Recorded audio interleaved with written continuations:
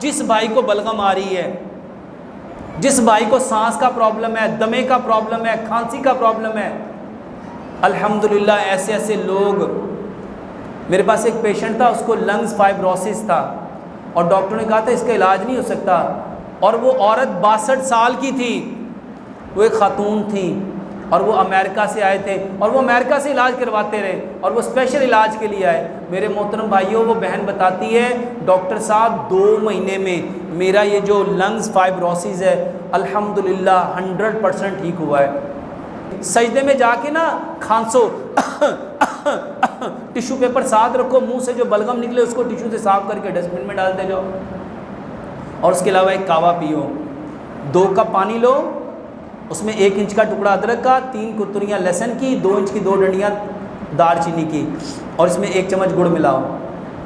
میرے محترم بھائیو، یہ کعوہ صبح بھی پیو، شام بھی پیو. اس کے علاوہ میرے محترم بھائیو،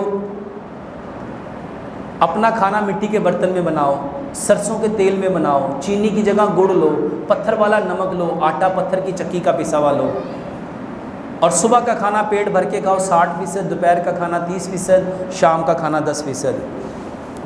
بس یار، سبحانک.